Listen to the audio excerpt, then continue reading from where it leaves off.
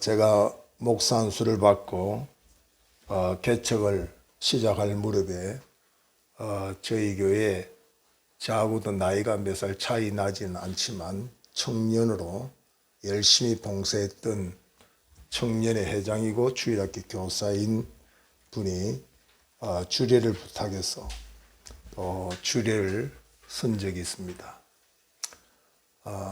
많은 교인들을 스쳐가고 함께 동력했지만 다 기억할 수 없지만 오늘 말씀을 전하면서 그분이 생각이 되어져요. 지금은 장로가 되어서 교회 열심히 봉사하는 중에 있는 줄 아는데 한 번씩 전화도 소통하고 격려하고 그렇게 있습니다. 이분은 그 당시는 우리가 핸드폰을 사용하고 문자를 보내고 톡을 보내고 그렇게 안부를 전할 때가 아니기 때문에 한 번씩 참으로 강단에 지쳐서 올라갈 무렵 되면은 어떻게 알고 조그만 메모지를 이렇게 올려서 목사님 힘내세요. 제가 열심히 하겠습니다.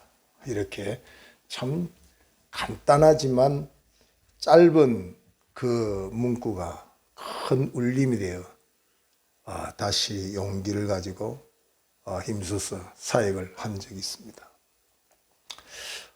그래서 참 그의 헌신과 수고의 결과로 참 몇 안 되는 주일학교 아이들을 교사 선생님들이 하다가 지치고 쓰러지면 그 모든 것을 정말 눈물겹게 감당을 하고 애쓰고 수고해서 그 결과가 사실 우리 큰아들 같은 지금 목회자가 돼서 쓰임받는 그런 일꾼이 된 걸 보면은 참 한 사람의 헌신, 그 수고가 얼마나 중요한가 새삼 깨달아집니다. 얼마 전에는 주일학교 아이였는데 이제는 50이 넘어서 어떻게 연락을 알고 와가지고 오랫동안 연락 소식이 없었던데 찾아왔습니다. 훌륭한 교회 일꾼이 되어져서 열심히 봉사한다는 소식을 듣고 그때부터 해마다 목사님에게 이제 인사해야 된다고 명절이면 또 기회가 주어지면 와서 인사하고 서로 이렇게 소통하는 걸 보면 참 보람된다. 망나니 같은 아이들이 성장해서 교회 일꾼이 되어져서 그때는 참 잘 몰랐는데 저렇게 좋은 일꾼이 돼서 서로 소통하고 관계를 가진다는 자체가 참 감사지요. 오늘 본문에서 반복적으로 나오는 단어가 있는데 무난하라 하는 로마서 16장은 바울의 사역의 마지막 장으로 바울과 목회의 사역을 함께 수고했던 이들을 바울이 이름을 하나하나씩 열거하면서 교회는 이들을 무난하라 하는 그 말씀을 반복적으로 하는 것을 우리가 보게 됩니다. 바울의 위대함이 어디 있느냐? 바울의 위대함은 첫째는 하나님의 은혜를 아는 자이기 때문에 우리가 믿음으로 도전을 받습니다. 바울은 항상 영광스러운 자리에 나의 나됨은 주의 은혜입니다. 이 영광스러운 것은 하나님의 은혜이기 때문에 하나님께 영광을 올려드립니다. 그리고 바울의 위대함은 성도의 참신앙의 모델인데 항상 바울의 모습은 그랬습니다. 두 번째 바울의 위대함이 오늘 본장에 있습니다. 오늘의 나의 영광은 첫째는 하나님의 은혜이지만 나와 함께 수고한 일들, 나를 돕고 함께 일했던 동력자들의 사랑이고 헌신이었다 하는 것을 자기가 받을 영광이라고 차지하지 않고 그 영광을 동력자들에게 돌려줄 수 있는 이 마음. 요즘 우리 현대인들에게 이런 마음이 있기가 참 쉽지 않습니다. 잘 되면 내 탓이고 못 되면 남의 탓하기 쉬운 시대래. 오늘의 이 영광스러운 자리가 나를 돕는 많은 사람들이 있었기 때문에 되어졌다고 하며 교회는 이들을 무난하라 그렇게 말하고 있습니다. 우리가 영화를 보면은 그 마지막 상영의 끝에 보면은 감독 누구 또 뭐 무슨 배우가 나오고 심지어는 엑스트라 조연 배우까지 다 나옵니다. 그것이 왜 나올까요? 그 작품은 주연 한 사람의 수고로 되어진 작품이 아니기 때문에 아주 지나가는 행인 한 사람의 조연이 엑스트라 같은 그 한 사람도 역할을 감당했기 때문에 이렇게 빛나는 작품이 되었다. 그래서 우리는 공동작품이요 공동영광이라는 사실을 보여주는 거죠. 오늘 우리가 무난하라고 하는 이 말은 성도들의 필수입니다. 우리가 건강한 신앙생활의 필수입니다. 서로 무난하라. 성경은 어디까지 이 무난을 표현했냐면 거룩한 입맞춤으로 무난하라. 우리가 세상을 살다 보면 독불장군이 없어요. 뭔가 이룬 것을 내가 똑똑해서 유능해서 잘나서 되어진 것처럼 착각하기 쉬운데 절대로 그렇지 않습니다. 특히 우리 신앙 안에서는 우리 신앙인의 그 관계를 성경은 피의 공동체라고 말합니다. 피의 공동체. 그리스도의 피로 형제가 되었다는 거죠. 그러니까 세상의 그 어떤 것보다도 성도의 교제는 너무나도 중요한 것이고 너무나도 귀한 것이라는 사실을 소개하고 있어요. 심지어는 그리스도의 몸의 지체다. 지체. 그러니까 머리 되시는 주님을 중심으로 어떤 집사님은 눈이고 어떤 교인은 팔이 될 수 있고 어떤 교인은 다리가 될 수 있고 이 모든 지체를 이루는데 몸을 이루는데 한 지체니까 그 지체가 부족하면 얼마나 큰 문제인지 몰라요. 제가 지난주에 백내장 수술을 하고 예전에 어떤 다친 데가 난 기억이 안 나는데 그게 있기 때문에 좀 치료 기간이 좀 길어졌다. 그렇게 말씀을 하고 아마 다음 주쯤 되면 괜찮을 거라고 이야기를 하더라고요. 근데 우리가 이 눈이 건강할 때는 뭐 그렇게 중요하다 생각을 안 했어요. 안과가 보니까 평일날은 모르겠는데 토요일은 내가 가보니까 한 50명이 앉아있는 것 같아요. 이야. 근데 의사 선생님 한 분이 그걸 감당을 하고 있는데 이야, 참 눈 나쁜 사람, 눈 아픈 사람, 안과에 와야 될 사람이 이렇게 많구나. 안과뿐이겠습니까? 이렇게 경제가 어렵고 힘들어도 정상적인 병원은 만원입니다. 대학병원을 만약에 입원하려고 하면 그야말로 하늘의 별따기 같이 그 순서를 대기하고 특전을 받으려고 하면 예약을 미리 몇 개월 전에 해서 대기해서 가는 걸 보면 참 환자가 많다. 그런 생각을 해봅니다. 우리의 이 육체, 이 몸을 이룬 지체가 평소에 건강할 때는 잘 몰라요. 이 귀한 줄. 근데 어떤 분은 목걸이에도 뭐 다이아가 막 번쩍번쩍 빛나고 금 목걸이를 막 끼고 뭐 좋은 보석을 가지고 귀고리를 하고 있는데 사실은 귀고리는 있어도 되고 없어도 돼요. 사는데 지장이 없습니다. 잃어버려서 그거 물질적으로 가치를 생각하고 아까워하고 마음이 상하고 있지만 실질적으로 지체를 상하고 지체를 잃어버린 것과는 비교할 수 없는 거죠. 그래서 성경은 우리의 문안, 우리의 소통, 성도의 교제가 너무너무 중요하니까 우리를 향하여 너희는 그리스도의 몸의 지체다. 그리스도의 피로 형제된 자들이다. 그러니까 액세서리가 아니다 이 말이지.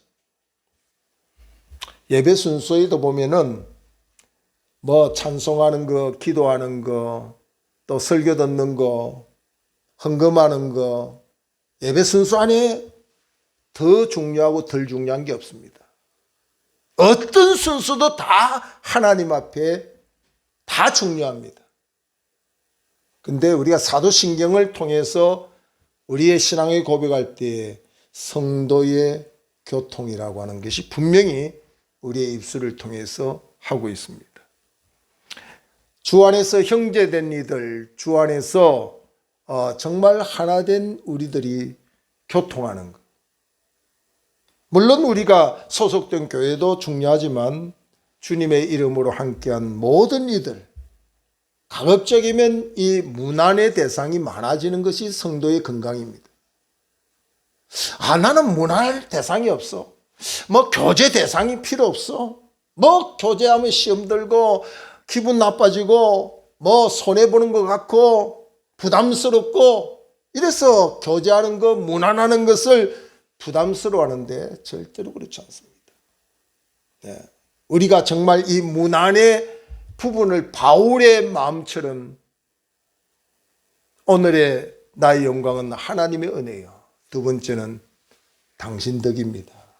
나를 가까이 하고 나와 함께하는 이들의 덕이라고 하는 것을 인정할 줄 알 때 그 사람 건강한 사람이고 건강한 신앙을 할 수 있는 사람.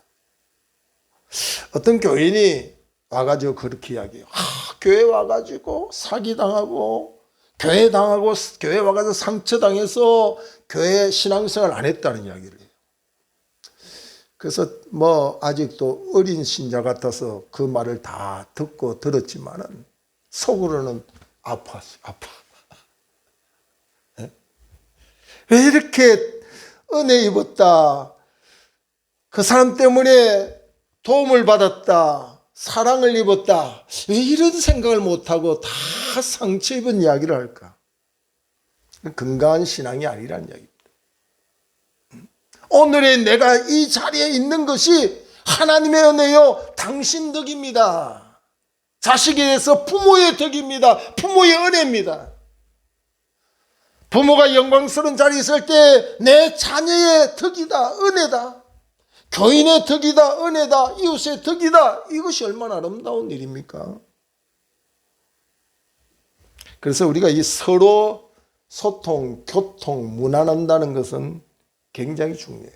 그래서 우리의 인생이 이 땅에서 얼마나 살지 우리는 알 수 없지만 더 많은 사람들을 문안할 수 있는 정말 존중하고 예를 갖춰서 섬길 수 있는 대상을 많이 찾는 것이 건강한 신앙이고 그것이 하나님의 뜻이라고 볼 수 있습니다.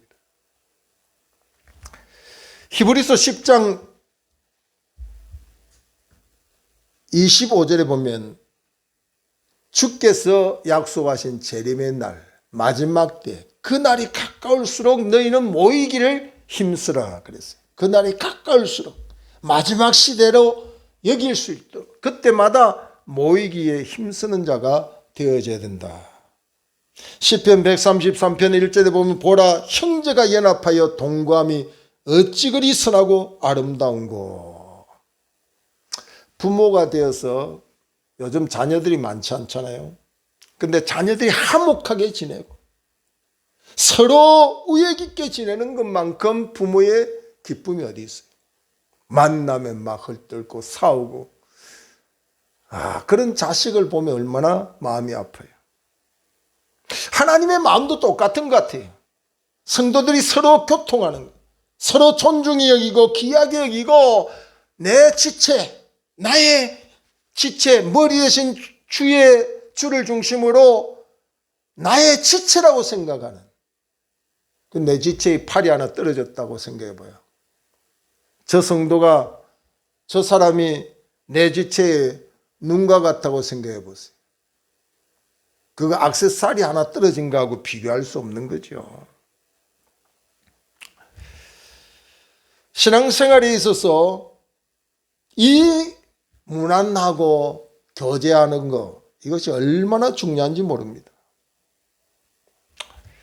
로마서 12장 15절 이하에 보면 즐거워하는 자들과 함께 즐거워하고 우는 자들과 함께 울라. 저는 이 말씀을 매 순간 많이 이렇게 묵상하는 성경 구절인데, 즐거워하는 자와 함께 즐거워한다, 우는 자와 함께 운다. 쉬운 것 같습니까? 어떤 게 어려운 것 같아요? 즐거워하는 자와 함께 즐거워하는 게 어렵겠어요? 우는 자와 함께 우는 게 어렵겠어요? 우리 한국 사람들은 보면은 우는 자와 함께 우는 것은 좀 잘하는 것 같아요. 어려운 사람 보면 동정하고 참 같이 울어주고 그렇게 하는 경우들은 많은데, 이 즐거워하는 자와 함께 즐거워하는 것이 굉장히 약한 것 같아요. 남이 잘 되는 거, 내가 잘 되는 것처럼 박수치고, 함께 신앙생활하는 사람이 잘 되면 내가 잘 되는 것처럼 박수를 치고, 그렇게 하면 얼마나 좋겠어요. 저도 가급적이면 전화번호를 안 바꿔서 그런지 예전에 혹시 하고 전화 걸어서 찾아오는 옛날 교인들이 있는데, 그러다 보니까 그 사람들은 알지 못하는 연락처를 제가 가지고 있어서 너무너무 기뻐하겠지 싶어서 전화 연결을 해보면 정말 뛸 듯이 그 전화 연결로도 느끼잖아요. 너무너무 반가워서 어떻게 지냈느냐고, 이렇게 반가울 때가 어딨냐고 이렇게 하는 교인이 있는가 하면 어떤 사람은 시큰둥합니다. 왜 전화했냐. 그래서 연결해 준 제가 굉장히 모안스러워요. 괜히 연결시켜 줘가지고 분위기만 어색하게 만들었네. 왜 기뻐하고 즐거운 일을 함께 하지 못할까? 하나님은 내가 기쁘면 너무 기뻐할 것이고, 자녀들이 함께 기뻐하면 하나님도 기뻐할 텐데, 왜 주 안에 있는 성도들이 잘 되는 게 그렇게 배가 아프고 시기와 질투의 대상이 될까? 그게 안타까운 거죠.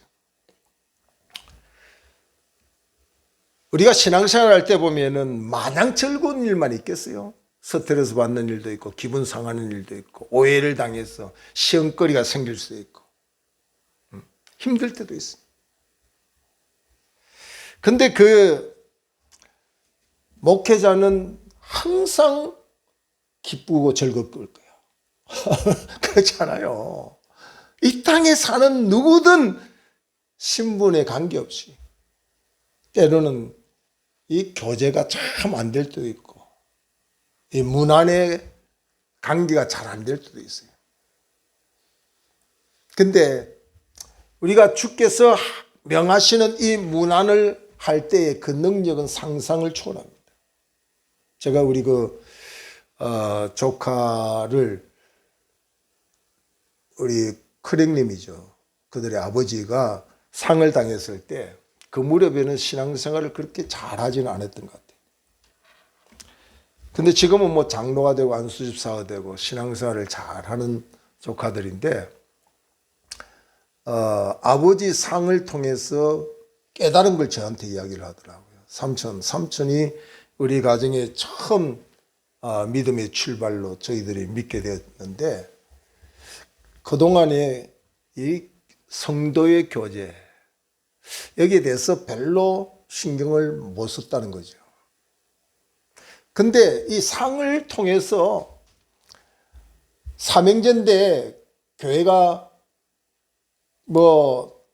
한 곳에 이렇게 가정을 꾸려 있지 아니하고 하다 보니까, 교회가 새 교회 이렇게 다 다니다 보니까 교인들이 와서 예배 드려주고 또 기도해주고 위로해주는데, 그 어려울 때, 외로울 때, 힘들 때 정말 형제같이 보듬어주고 위로해주는 그게, 삼촌 이게 보통 힘이 되는 게 아닙니다. 그때 그런 고백을 했어요. 평소에 그걸 못 느꼈다는 거예요. 그냥 교회 다녔지 이렇게 어려울 때, 힘들고 어려울 때 이렇게 위로가 되고 힘이 되는 줄 몰랐다는 거죠. 저도 우리 교회 중학교 때 할머니를 모시고 온 학생이 지금은 미얀마의 선교사로 가 있는 사모가 있는데, 며칠 전에는 전화가 왔어요. 평소에도 늘 소통하고 또 한국 나오면 이렇게 관계를 가지고 안부를 묻고 그러는데, 전화가 와가지고, 목사님, 제가 식사 대접을 좀 하고 싶다는 거예요.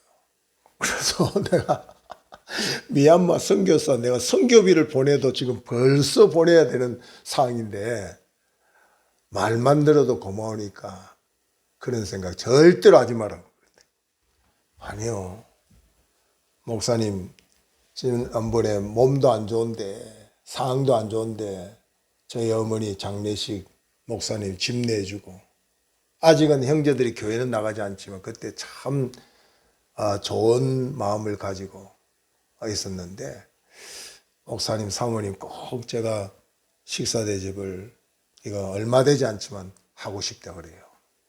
그때도 장례식 집 내한다고 또 공화국 사례도 주고 해서 받았어요. 근데 또 왜 그러냐고, 그때 잘했는데 그랬더니 자기가 정말 하고 싶다는 거예요. 참 이 보이지 않는 위로, 이 교통이거든요. 거리가 얼마나 떨어져 있습니까? 근데 그런 마음이 오니까 이 힘이 생겨요. 사회의 현실을 어떨 때 보면 낙심이 되고 또 어렵고 힘들 수도 있지만, 이렇게 요소요소마다 사랑으로서 소통하고 무난하는 이 힘이 얼마나 큰지 모릅니다. 요즘은 제가 여기 와서 처음 여기 보정역 앞에서 노방전도를 하다가 만난 분인데, 교회를 곧 오실 것 같아서 기대하고 희망 찾는데, 8년 전에 이번 주는 꼭 가겠습니까? 이번 달에는 오겠습니다. 막 이러다가 그 톡은 계속 반복적인데 안 오는 거예요. 근데 아직도 안 오셔요. 근데 올해부터 이상하게 헌금을 하고, 또 이거는 목사님 사모님 식사하고 행복하게 지내시라고 또 용돈까지 줘요. 이야, 교회는 아직 한 번도 안 왔어요. 한 번도 안. 7월 첫 주부터는 꼭 나가겠습니다. 믿습니다. 하고 앉아 있는데, 이 참 보람이죠. 눈에는 사실 보이는 것도 없고, 귀로도 들리는 것도 없고, 손에는 잡힌 것도 없이 힘들고 어려울 수도 있는데, 이렇게 요소요소 로뎀 나무에 엘리야가 수고의 끝에 죽음의 두려움 앞에 살 재미를 못 느끼고 주저앉아서 있을 때에 주의 위로가 엘리야에게 있었던 것처럼, 참 이런 소통이 없다고 하면, 이런 주 안의 교제, 주 안의 문안이 없다면 얼마나 힘들겠냐 생각을 해봤어요. 근데 이 사단은 이런 성도의 교제, 서로 문안하는 이 능력이 얼마나 큰지 알기 때문에 사단은 항상 이 소통하는 것을 방해해요. 이간질시키고 분리 분파시켜서 이 힘을 자꾸 멸하게 하는 그런 역사를 하고 있다는 거죠. 그래서 어떤 사람은 이 무교회주의자도 많고, 요즘 유명한 설교자 중에 유 목사님이라는 설교자가 있어요. 나는 유 목사님이 설교를 잘해서 인기가 있다 그러길래 누굴까 생각을 해봤더니 유튜브 목사예요. 유튜브 목사에게 은혜를 받고 교회는 안 다니는 거예요. 그게 코로나 이후로부터 더 심각해가지고 이제 주일날 교회만 출석하는 정도만 돼도 신앙이 상등급에 속한다. 그렇게 할 정도로, 야, 출석이, 예전에는 출석 안 하면 교인이라고 치지도 않았는데, 요즘은 이 무교회주의, 가난교회, 가난한 교인이 뭔가 했더니까 곤란하니까 안 나가라는 안 나가는 교인들이 너무 많이 생겼다. 참 마음이 아픈 거죠. 그래서 이 무난하라 하는 이것은 선택이 아닙니다. 지체, 그리스도의 몸을 이룬 성도들이 그리스도의 피로 한 공동체가 된, 생명의 공동체가 된 이상 우리가 서로 무난하는 것, 교회와 교파를 초래해서 이 피의 공동체가 된 것을 기억이고 서로 섬기고 나누고 무난하는 것이 얼마나 중요한지 모른다는 거죠. 그래서 우리가 성가대를 보면은 보통 사부로 하잖아요. 근데 소프라노 파트만 잘한다고 해서 그것이 은혜를 끼칠 수는 없거든요. 모든 파트가 제 역할을 잘 감당해서 하음이 이루어질 때에 은혜가 되는 거죠. 그래서 교회는 사실 신앙생활은 홀로 독창도 잘해야 되지만 함께 합창하는 일을 잘해야 됩니다. 그런데 우리나라 사람들은 이 개인의 능력은 뛰어나다고 그래요. 근데 이 합창을 잘 못해. 함께 뭘 하라고 하면 다 머리야, 다 머리. 다 머리가 돼서 따라가지를 않아, 따라가지. 전도서 4장 9절 이하에 보면은 두 사람이 한 사람보다 나으면 그들이 수고함으로 좋은 상을 얻을 것입니다. 우리가 수고해서 함께 좋은 상을 얻는 자세를 갖춰야 돼. 나 홀로 상 받는 그 자세가 성경적이지 않습니다. 함께 일해서 좋은 상을 얻는 사람. 혹시 그들이 넘어지면 하나가 그 동물을 붙들어 일으키려니와 홀로 넘어지고 붙들어 일으킬 자가 없는 자는 화가 있으리라. 우리가 결혼해서 부부가 되는 이유도 뭡니까? 한 사람이 넘어지면 한 사람이 돕는 자가 되어져서 그게 부부가 아름다운 거지. 그래서 돕는 배필이라고 그러잖아요. 우리 친구들 관계도 마찬가지입니다. 그래서 이 함께 한다는 게 얼마나 중요한지 모릅니다. 근데 여기에 무난하라, 이 무난이라는 단어는 사실은 아래 사람에게 해당되는 말이 아니잖아요. 위 사람에게 하는 인사잖아요. 무난. 근데 오늘 바울은 이렇게 함께 수고했던 이들을 향하여서 무난이라는 단어를 왜 썼을까요? 무난하라. 서로 무난하라. 그러니까 아래 사람 대하듯이 하대하는 자세를 갖추면 안 된다 이 말이에요.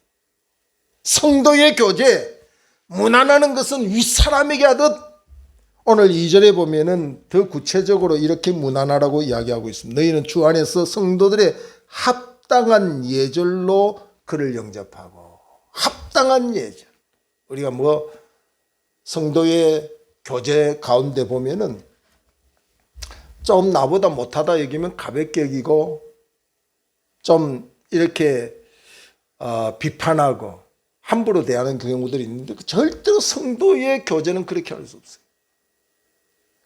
우리가 신분상, 직책상 어떤 것을 두었을 뿐이지 교회 안에는 누가 높고 낮음이 절대 있을 수 없어요. 제 친구 교회에는 이런 이야기를 하다 장로님들이 우선 안수사에서 장로 되는 길은 화장실 청소를 1년 동안 해야 된다. 그렇게 이야기를 하는 적이 있었어요.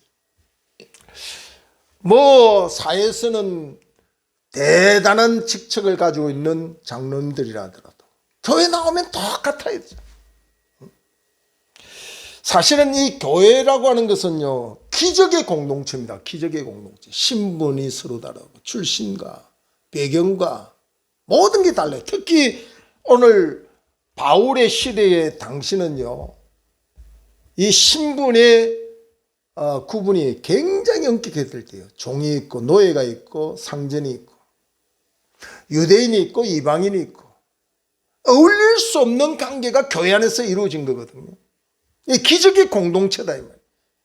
그런데 교회 안에서 사회 신분을 따라서 하대하고 우습게 여기고 가볍게 대해서는 안 되니까 문안의 첫째 바울이 강조한 게 뭐죠? 주 안에서 성도들의 합당한 예절로 그를 영접하고 합당한 예절.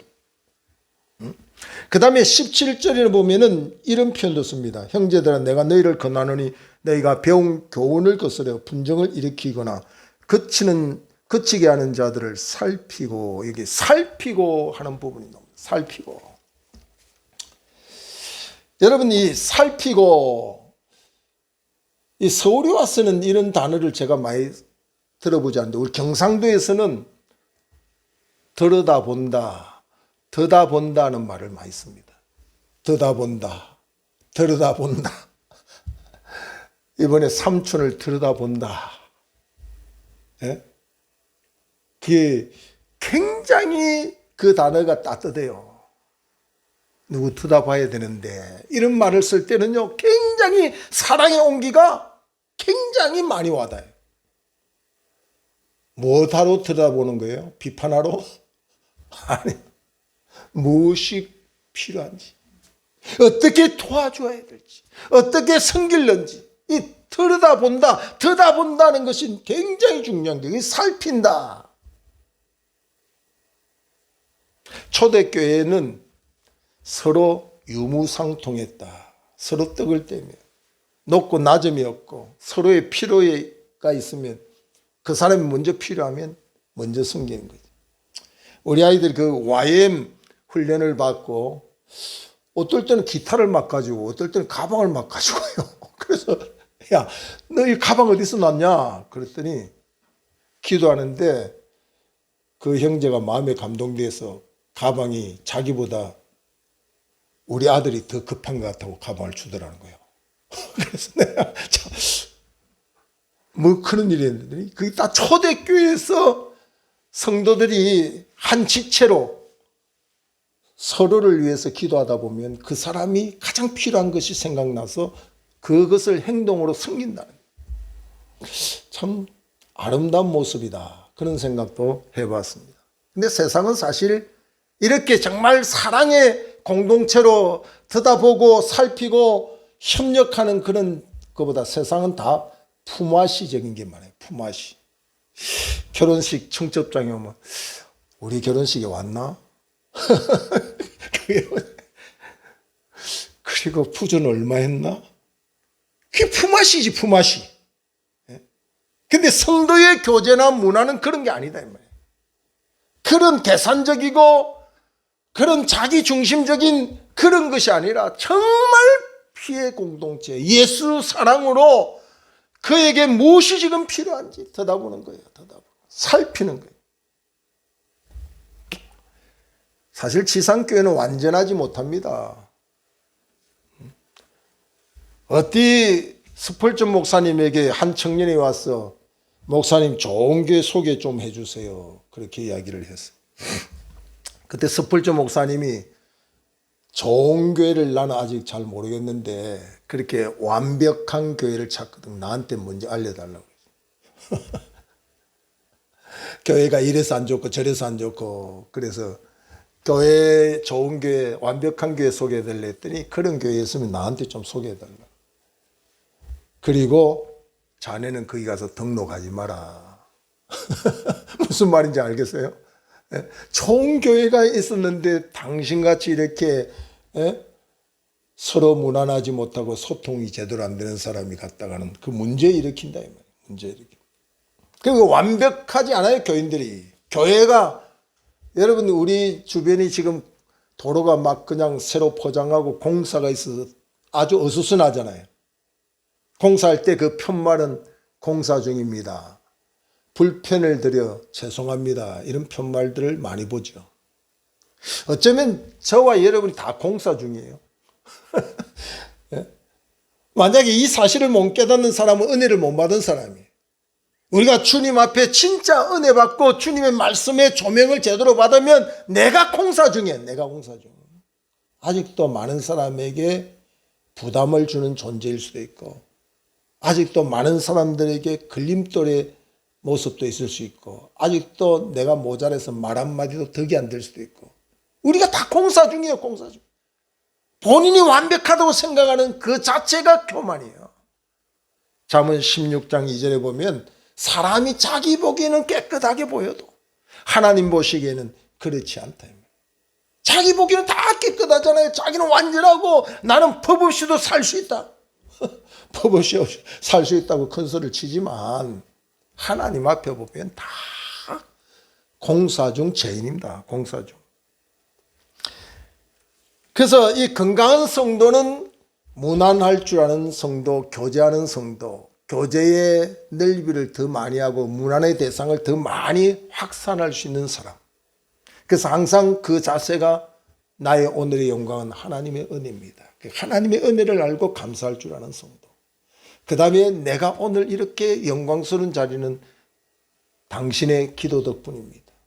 당신의 섬김 덕분이라고 정말 문안의 대상에게 존경과 사랑을 표현할 줄 아는 그것이 바로 아름다운 신앙입니다. 성경에도 보면은 이 문안이 얼마나 중요하고 성도의 교통이 얼마나 중요한지 독불장군이 없다는 게 우리가 잘 알다시피 모세가 아무리 기도를 하고 거룩해도 그 미디안과 그 전쟁 가운데 보면은 모세의 기도에 아론과 훌이 바쳐서 함께 협력했던 것들이 승리를 이끌어줬고 다니엘에게는 그 승리의 자극제로 사드락과 메삭과 아벳느고라는 세 친구를 동력하게 했고 다윗 댁에 귀한 일을 했을 때는 요나단 같은 좋은 친구가 옆에 있었고 우리가 역사적으로 보면은 조만식 장로님과 주기철 목사님을 많이 떠오르는데 사실은 조만식 장로님이 주기철 목사님의 은사입니다. 오산학교의 은사인데 이 주의 종이라고 하는 것 때문에 제자를 섬기는 거죠. 그 인간의 어떤 신분으로 보면 도저히 이해할 수 없는데 제자의 교회에서 장로로 섬겼어요. 어느 날 그 주목사님이 조만식 장로님에게 예배에 조금 이렇게 자리를 늦게 와가지고 제대로 못 할 때 서서 예배를 드리라 그렇게 명령을 했어요. 교인들은 이 엄청난 영향력 있는 조만식 장로님을 저 햇병아리 젊은 목사가 어떻게 저렇게 야단을 칠 수 있을까? 예배 끝나면 이제 우리 교회 큰일 났다. 예배 끝나고 난 뒤에 조만식 장로님이 제가 예배를 흩뜨리게 했고 제가 못나고 부족해서 교회 앞에 덕을 세우지 못한 거 용서해 주십시오. 목사님 죄송합니다. 교우들에게 죄송합니다. 그렇게 이야기를 했다는 거예요. 정말 아름다운 일하죠. 그게 감히 선생을 목사가 됐다고 보이는 게 없어? 이렇게 대하는 장로가 얼마나 많겠어요. 예? 서로가 진정한 문안과 교제를 통해서 이루어진 아름다운 이야기 아닙니까? 그래서 우리는 히브리서 10장 24절을 보면 서로 돌아보가 사랑과 선행으로 격려하며 서로 돌아보는 거죠. 최대한 그리스도의 합당한 예절로 섬기고 사랑하면서 우리가 거룩한 입맞춤이라는 것은 초대교회의 성도들이 남자끼리 여자끼리 이렇게 포옹하면서 입맞추며 인사는 그것을 당시의 배경으로 이야기해요. 요즘으로 이야기하는 게 아니죠. 그래서 사실 캐톨릭의 교황의 손에다가 키스를 하고 또 교황이 방문하면 그 나라의 그 땅에다가 키스를 하고 이런 거룩한 입맞춤이라고 그렇게 외형적으로 이야기하는데 그걸 아주 사랑한다는 게 품는다는 거지. 주 안이 하나다 그런 의미를 하는데 그런 보이는 것이 다가 아니고 실질적으로 그 실질적인 것을 2절에는 너희는 주 안에서 성도들의 합당한 예절로 그를 영접하고 그러니까 당자가 아들을 품는 마음으로 영접하는 거예요. 영접이라는 게. 부모가 자식을 품는 마음으로 영접하는 거예요. 계산 따지지 않고 진정한 주의 사랑으로. 그리고 그 문화는 무엇이든지 그에게 소용되는 바를 도와줄지니 이는 그가 여러 사람과 나의 보호자가 되었습니다. 목회자의 입술로 나의 보호자라고 하는 교인을 뒀다. 참 바울에게는 얼마나 힘이 됐겠어요. 그런데 이 목회자의 입술을 통해서 나의 보호자라고 했던 그 사람이 누구냐면 1절에 내가 갱그레아 교회 일꾼으로 있는 우리 자매 베베를 너에게 추천하니. 그 베베는 자매라는 여성이라는 거예요. 당시에 보면 여성은 굉장히 하대하는 대상이에요. 근데 바울은 이 교인, 이 자매, 이 동역자를 향하여 나의 보호자다 이렇게 표현할 정도.